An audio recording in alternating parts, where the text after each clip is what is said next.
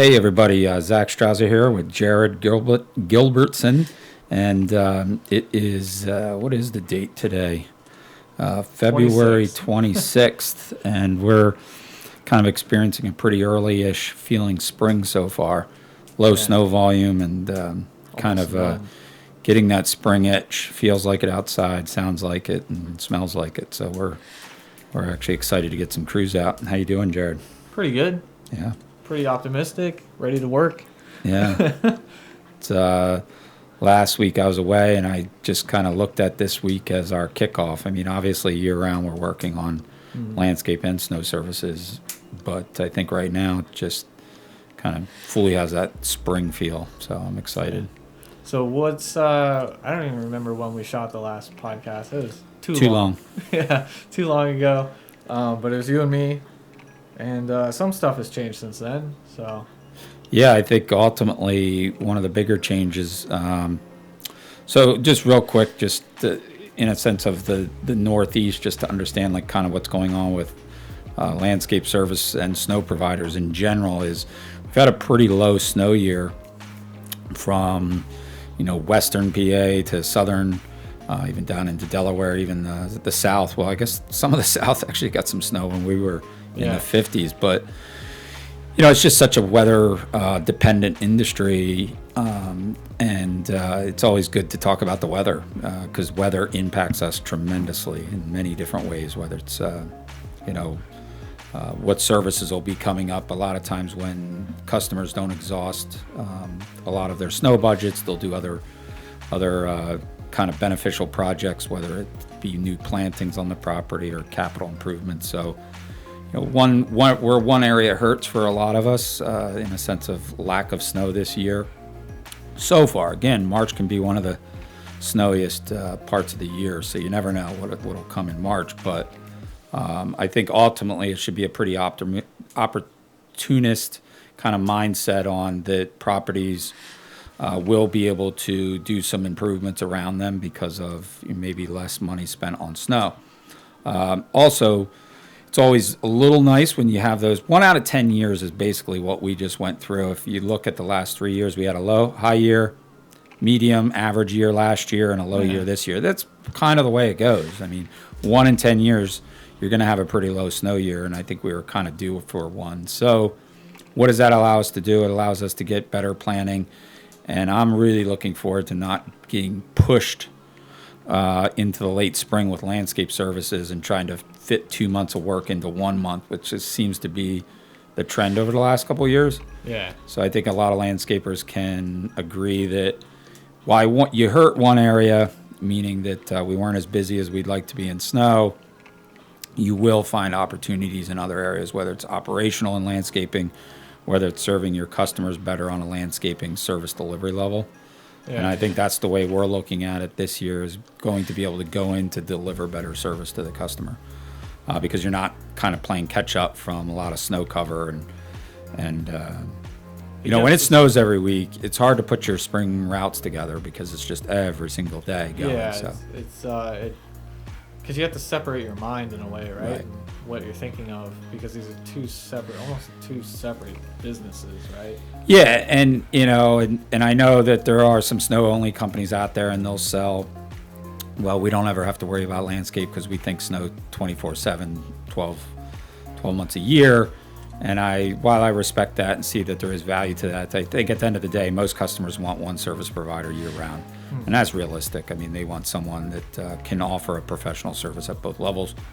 And when you're in that arena, which most of us are, you do have to balance it out. And it's always a trick to balance it out. We kind of have a philosophy that it's almost snow first because it's the biggest risk side of our business that we manage for customers. Yep. And we really feel that our customers demand that high level of service delivery in snow. And a lot of times it's landscape second, not because they care about it less or we care about it less, but I always say if your grass is 3 inches tall and it grows to 4, we're probably not going to get sued, or people aren't going to fall on 4-inch tall grass because it rained and you couldn't get there to cut it. But someone is going to be pretty upset when you didn't get that snow off. So snow is the highest priority really on a lot of our properties because that's where it starts. The sense of urgency starts there. And then yes, we have a sense of urgency when there's a weed at the clubhouse or at the entrance of a facility in the bed that we have to run and make sure it gets rid of. And how did we miss it concept? But at the end of the day, if there's a big icy area that's on the parking deck, it's probably a little more important than the weed at the front door. Right. At least, in perspective. But so the lack of snow is definitely, I think, the kind of the baseline of our conversations in our company meeting. I would assume it's the same way across the industry right now. At least in this region. You'll see right now on a lot of social media, you'll see a lot of companies making posts. Hey, this is what our guys are doing when it's not snowing. Yeah. So obviously trying to show value that the landscaper snow provider is busy. They don't just sit around at home, watching the news, waiting for snow. There's always something to do. And realistically, we're getting to do things that you don't normally get to do, whether it's do a higher level repair on a piece of equipment that you would, or invest in different pieces of equipment. So, or higher level training for the guys. Mm-hmm. Just the other day, we had 20 some people in the one shop bay getting trained on pesticide and chemical use. So. And I'm not saying we don't do that, but it probably wouldn't have been so early, or it would have been postponed 5 times because of snow. So it was nice to actually have it on the calendar, walk in on a Monday morning and actually do the training. So plus the guys can focus a little bit more because they're not thinking, we're getting this training now, but there's a chance it's going to snow tonight and we have to get out. Right. It's always a challenge. You're trying to have landscape meetings pre or post snowstorms. When you get to this time of year coming into March, you really have to play both at the same time. So guys are out working in all our regions down in Lancaster, Lehigh Valley. We're about to kick off, but the Poconos, we have some people out and about. So a little skeletized, not every truck, every crew, but we do have guys out edging, picking up, large leaf areas and getting ready. And we're out doing, service hours right now, which is pretty encouraging. Yeah. Sometimes we don't like to go too early because it can kind of come around and stab you. You thought you were getting a head start, and then you realize you get, 3 snowstorms and a bunch of branches down everywhere. But it's a little bit of a gamble you have to take, and I think we do a lot of that with weather. You kind of have to gamble against the weather, so that's what we do. I think it's good, too, because in the long run, like you're providing more attention and focus to the landscape itself of each client. So your employees are getting to know it better. You're starting to identify things that could, start to see more positive impacts from us this year. Mm-hmm. I think overall it's just like a win. Yeah, I mean, you go back a month ago or more, we did the the jam van where we actually got out in the van with a bunch of managers to see all the properties.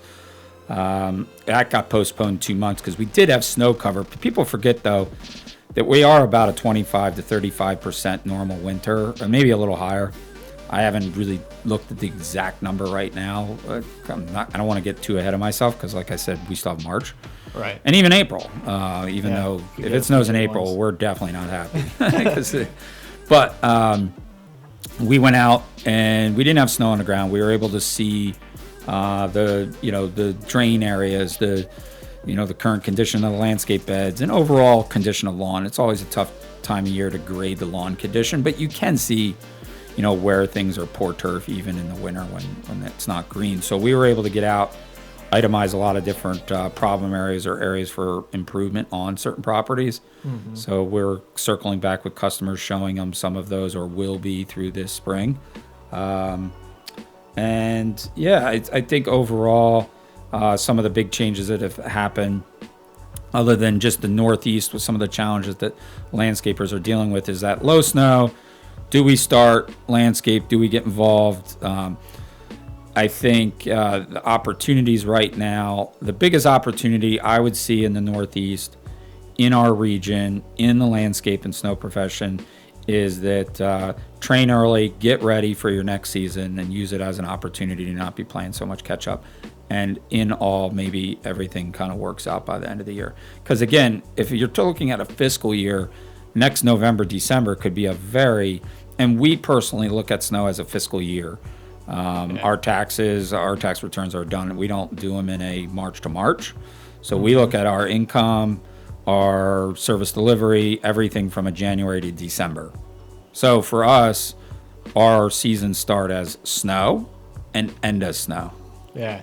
Our whole entire year. Yeah. So we don't really look at the November to March as the snow year. I used to, but we decided to just start looking at it as a normal fiscal year. That's interesting because like the general public probably looks as, one season of snow. Yeah, well, everyone will say the 2021 cares landscapes or snow season type of thing. Yeah. But really, we look at it like, well, it's 2020. We start with snow in January, February, and March. Mm-hmm. We wean into landscaping. We go full bore in landscaping, and we then basically are ready to service snow again. So it's really, we start with snow, we end with snow every single year is the way our mindset is in our company. So again, we say we're low snow year. Well, are we talking a year, a whole winter, or are we talking a first calendar year? Yeah. And our calendar year is, hey, we still have 8 more months or whatever, or actually 10 more months. Yeah.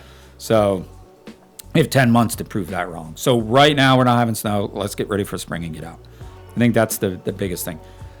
In our company, some things that are going on, which are kind of, I would say, unique, is we're really taking a hard stance at educating what I think a lot of times we talk about more internal, and it's more of a internal belief. We're trying to get that out more to the general public and to our current customers, and potentially even recruits that we're trying to recruit into the company, which is what we call a better way.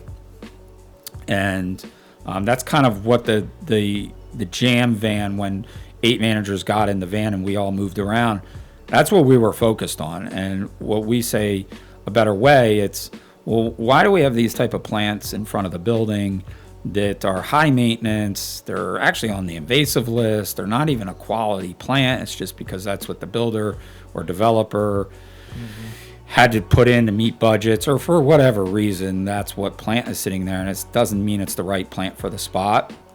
So like looking at plant varieties and really the use of the plant and what's the return on investment on that plant, not just something green. Does it offer some sort of value inside of the world of the ecological system of wildlife, bees, pollinator? Like, what is it? Does it smell nice? Does it flower? So we look at that in a better way of deciding, should this same plant material be there? We look at mulch use. Anyone that follows us on any social media, we talk about a lot of mulch being like a high level of waste. Whether you're doing it every year, whether you're putting it down too much and too thick when you are putting it down, could you put in, again, back to plants, could you put in more plants in the right way that decreases your mulch usage forever?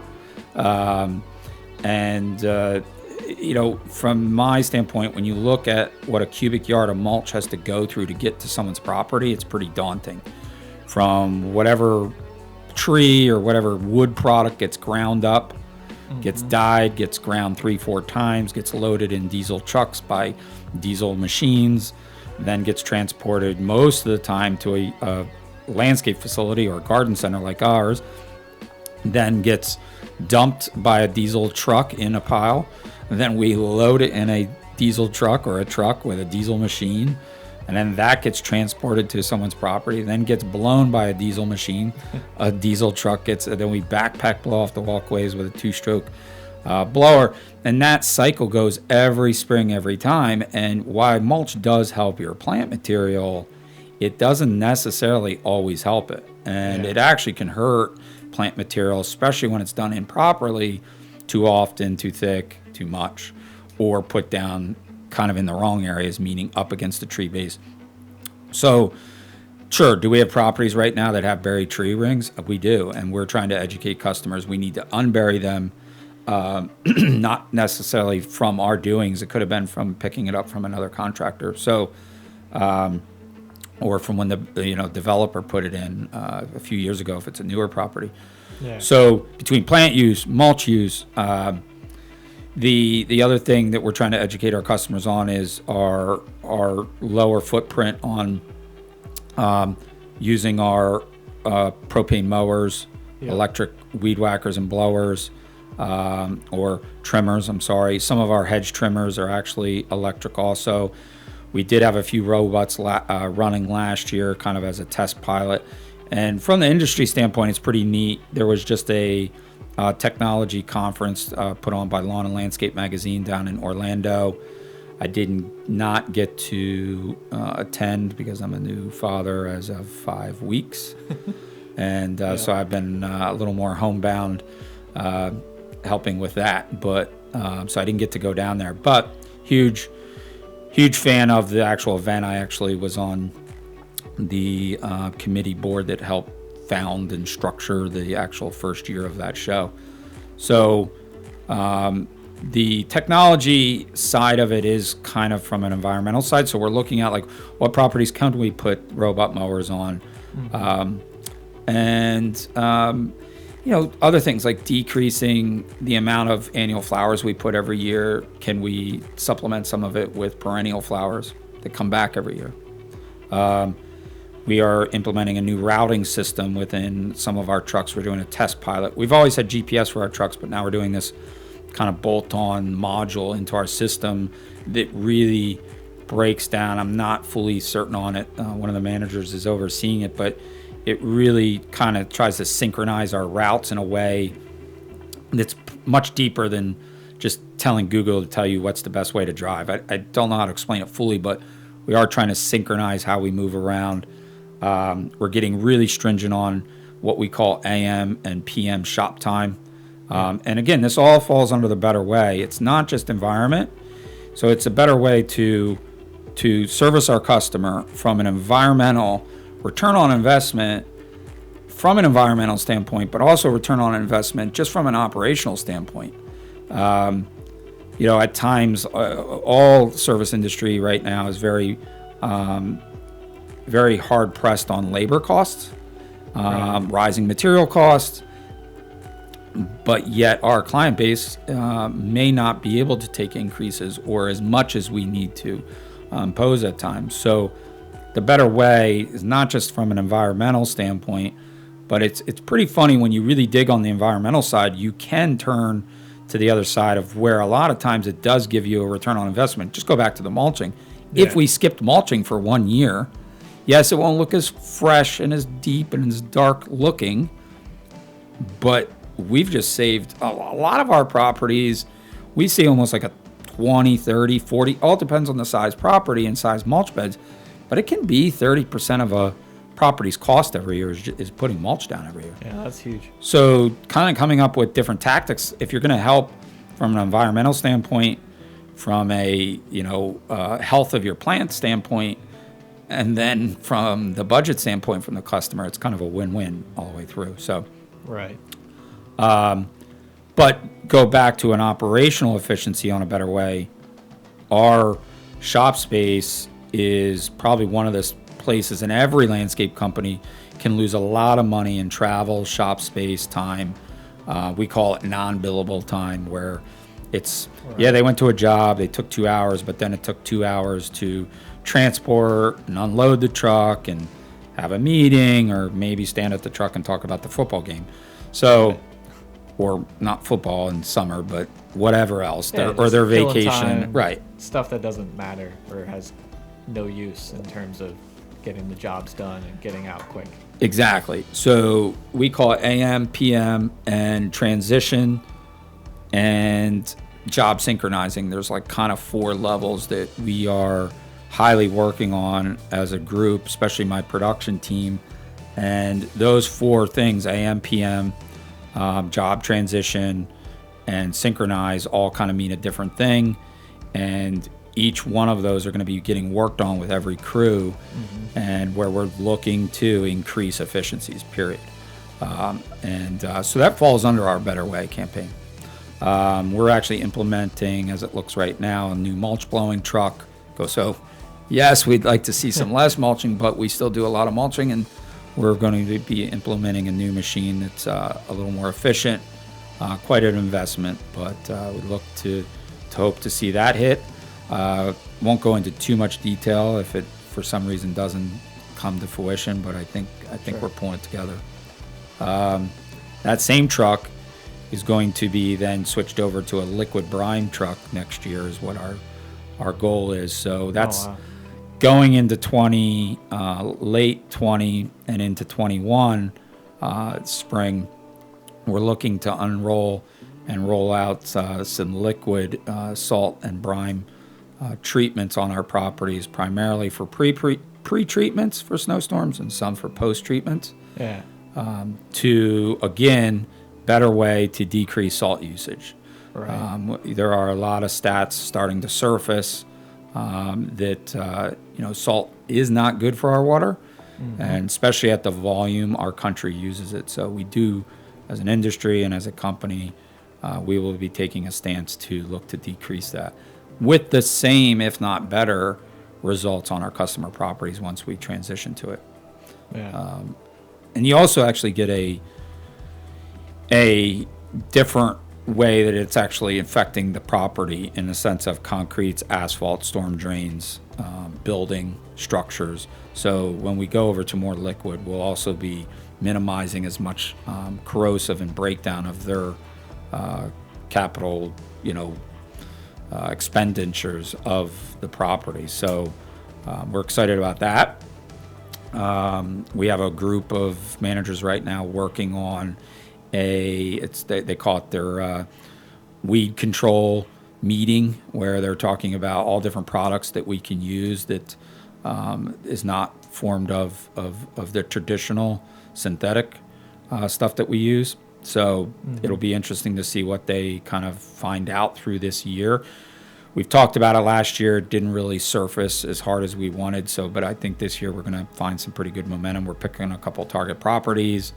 We're going to have 2 to 3, 4, or 5 different products that we're using to see how we can control weeds in the mulch area, and in the curb and crack along concrete sidewalks and things like that. So we're pretty excited about seeing if there are some alternatives that hopefully won't cost the customer more to then minimize some of our chemical use. So yeah, I was only in your pesticide training there for the first maybe 30 minutes before I had to go help with another project. But I mean, the main point that I heard out of you was we're trying to cut down on how much chemical use we can in basically every way possible, everything down to the tip of the nozzle that you're using. Exactly. Like I made a comment in the training that one of my company's strategic goals for the year is to cut costs of glyphosate by half. And what that meant is it was easy for everyone to understand.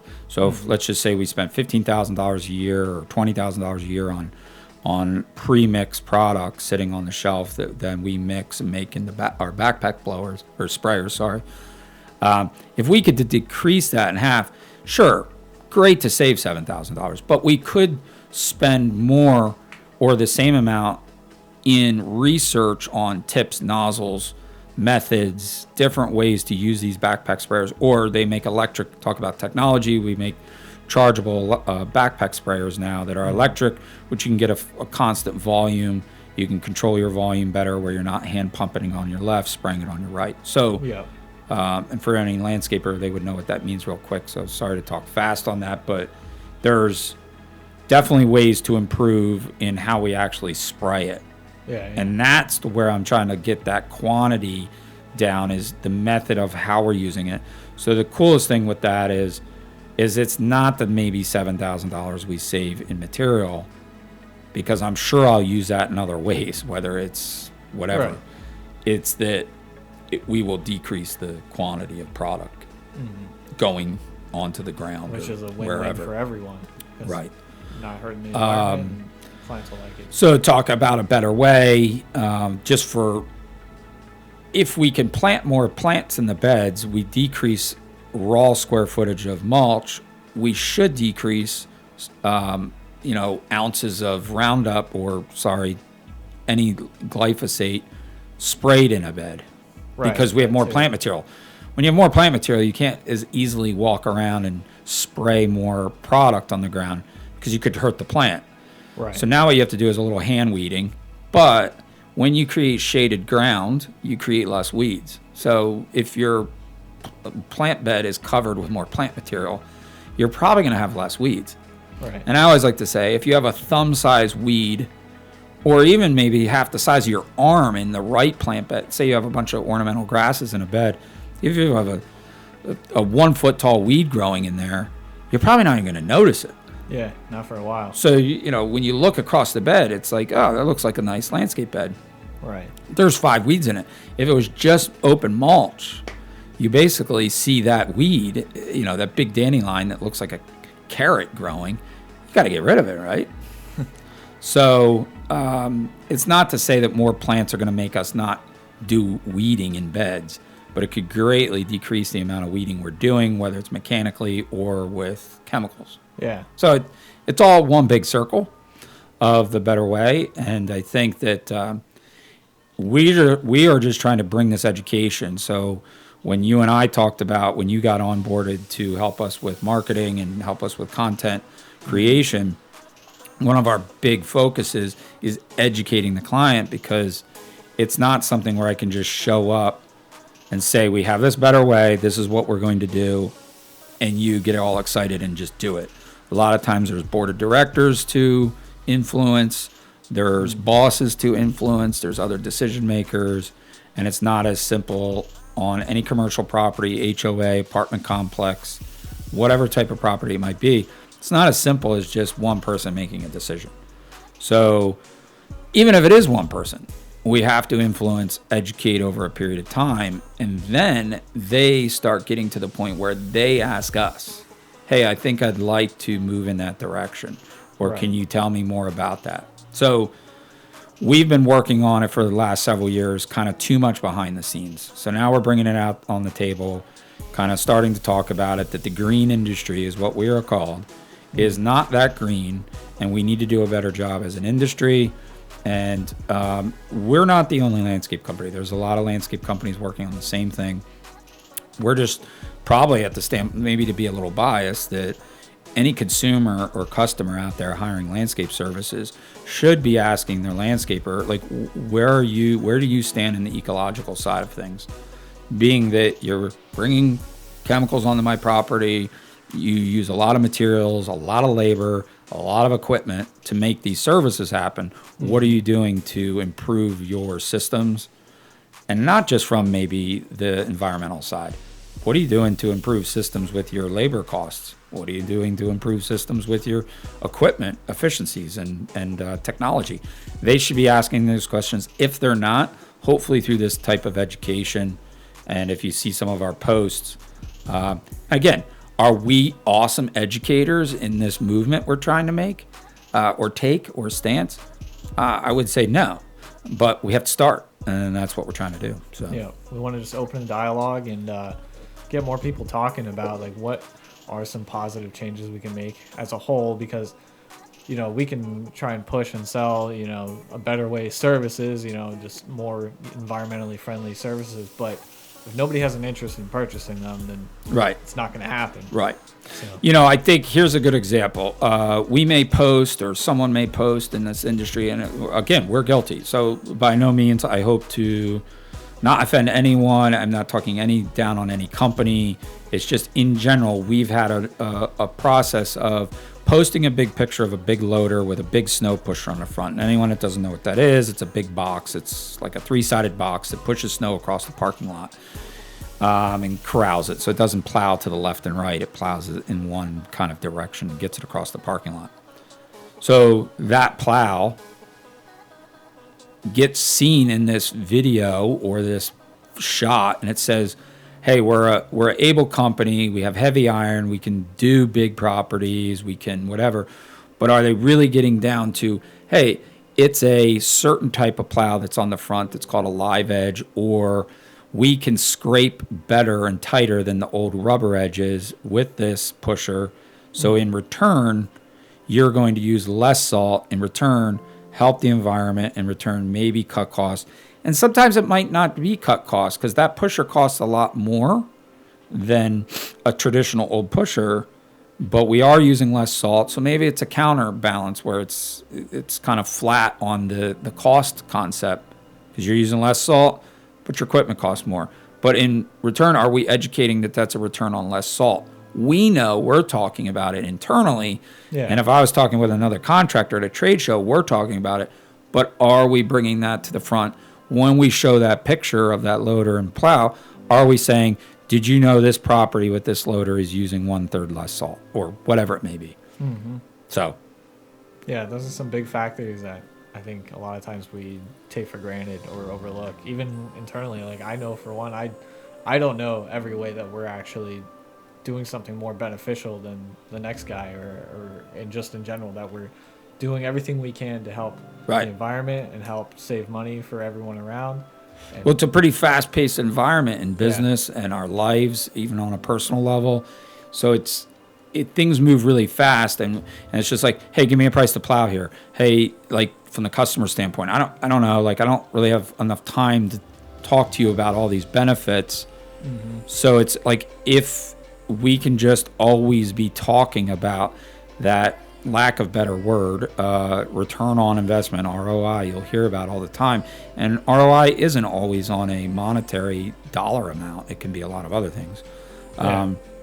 But I think that's our standpoint. So as you're coming on and for anyone that doesn't know what Jared is actually doing with us full time, I'll let him kind of go over that in detail. But that's where we're really trying to craft our message, and not from a fraudulent level at any level. It'd be like, wow, Strauser talks about healthy landscapes, healthy future.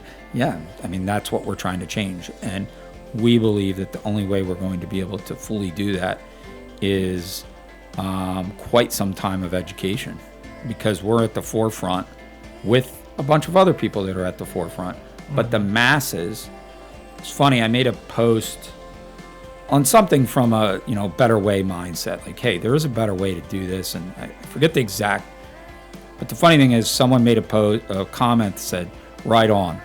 And I said, did you notice this post got a lot less interaction than if I just posted a big shiny XYZ that showed, like, just something more exciting, right? It's not always exciting to talk about that we shaved 500 man hours in our company of not doing XYZ at our yard. Yeah. Like, if we talk about that, how do we get that to have as much excitement with everybody? And I think that's kind of our goal, and it's through education. It's like, hey, we want to work with Strauser or that landscape company, any landscape company, because they're really about constant improvement. So. Yeah, and we're just making an open and honest attempt at it.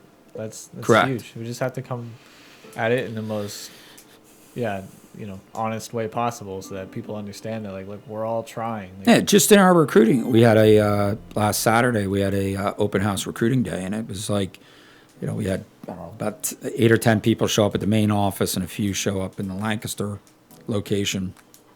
And we just switched something up this year, where when I was interviewing for our controller, I did a grading system on, I just asked myself 10 key questions on the 5 candidates, and kind of went across and gave a grade 1 through 5 on each question. And I got to the bottom, and I was able to grade people. And, some of the grades were tight. And it was funny. I ended up hiring the person and it was just kind of an organic 10 questions I asked myself. One was, how did my stomach feel after I interviewed him? Was I exhausted or was I energized? And we just implemented that with our crew leaders interviewing entry-level help. And they actually said, we really enjoyed how we did a grading system on everybody. And so even at that level, we're trying to constantly improve. It's not just a customer-faced side. Right. We're trying to hire people that align with our core values. Which, by the way, our main purpose in our company is to help people meet their personal and professional goals by serving people. We know that we can't probably get our personal and professional goals met without kind of being like servants to some level, whether it's a community environment, our families, our employees, team members, and our clients. Obviously, we always are trying to service them, but it goes a little deeper than just the customers. So yeah, customers not always right. Yeah. I think we're kind of out of time here. What are you? Why don't you just, before we kind of part ways on the spring kind of concept of what we're doing here, just give an update on, what your role is. We made a post that talked about, your content creator, but yeah, what does that mean to you? And because it's kind of a new, unique position in companies, let alone a landscape company. Yeah, so I mean, obviously, like me and Zach see eye to eye on a lot of things. We see a lot of the same trends and understand like where businesses are going these days, and obviously how social media is working. And so Zach approached me right at the very beginning of January with wanting me to come on full time here. So I am the brand content creator, and I'm tasked with essentially basically helping with everything that has to do with the look and feel of our company on social media, through advertising platforms, and helping to really just spread the message and bring awareness and help educate the public on what we do, as well as internally. We have a lot of internal training, a lot of internal education, and just overall trying to help coordinate the communication between everyone in this company so that everyone from the top to the bottom understands what our mission is and what we're trying to do and how do we do it, and just trying to have a uniform feel to in the complex world of online content development. It's a pretty complex, and when we kind of grid mapped it out, for lack of words, like columns, and LinkedIn has a column and this has so we're trying to make content very for TikTok versus LinkedIn, two totally different platforms, right? Which is our challenge. Huge spectrum of like what types of content to make, everything from just silly dancing to serious posts about how we can save your company money with the services we provide. So just trying to find a balance and doing a lot of, I don't want to call it experimenting, but we're just trying a lot of different things to see sort of like how do we fit into all of this, because every company has a voice, a unique voice in a sense. So we want to find ours, and we want to do what we feel is right, which is to bring a certain level of education to the public and to our clients and potential customers about what we do and how we can do it in the most effective and efficient manner possible, while helping. And I think something unique we're able to do is when we're focusing so much on internal content, whether it's PPE training video that you guys are going to be doing, or the standard PPE and uniform video, we'll be able to also reuse some of that for our other external marketing. So we're creating these libraries of all our different content, and it's pretty in depth. Yeah, we're trying to build sort of like the Gary Vee model, where we just have a library of material to pull on for both marketing, internal and external. We want to be able to share what we do and just have the most efficient manner of pulling what we need when we need it. Right. So to wrap it up, if anyone has any questions on any of the topics we talked about, so I know we talked about our Better Way education, kind of push in the company, some things we're trying to improve on. I'll go back to, I'm really excited about the AM PM transition. AM is like the shop time in the morning, and the transition to the job, and the transition, we're going down to the minute levels. Are we mowing within 30 seconds of arriving to that property and not standing around a truck for 4 or 5 minutes? So that's that AM transition. The PM, same thing. And then the synchronizing is, this guy mows to here for a reason, and then this guy picks up with this task. And I think a lot of companies that do stuff like that end up being very successful in the sense of their pricing structure to their customers, and just the guys feeling like they work on a good, efficient team, and they're not just kind of lollygagging around all day. So really excited about that.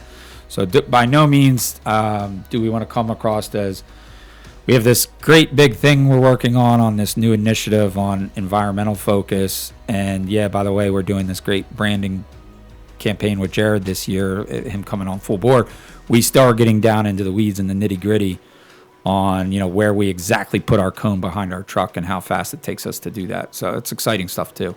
So I'm on my way to a financial meeting to speak of that. And so if you're a customer that wants to talk more about the Better Way, I encourage you to call me, and I can get you with the right manager in the right area of focus and all these different kind of initiatives that we're making on changing the landscape and changing how current landscape services are done on properties. And two, if you're a landscape contractor in any part of the country or even Canada or anywhere that wants to talk about, what you guys are doing to kind of stir up things up and do it a better way, from environmental, operational, financial, love to talk, love to hear about it. And hopefully we'll get another podcast soon enough. Yeah, feel free to connect with us on social media. Reach out not just to the New American Landscape stuff, but also straight to Strauser Nature's Helpers. I think we really want to kind of share as an industry what we're doing and connect with others and see how you're doing it. Definitely. And if you'd like to be on the podcast, and I'd love to have you on if you tie with the Better Way, it'd be great, whether it's remote or in person at our main offices here. Either or, we could get you remote, Skyped or something. Yep. So let us know on that also. Awesome. Have a great day, everybody. Out.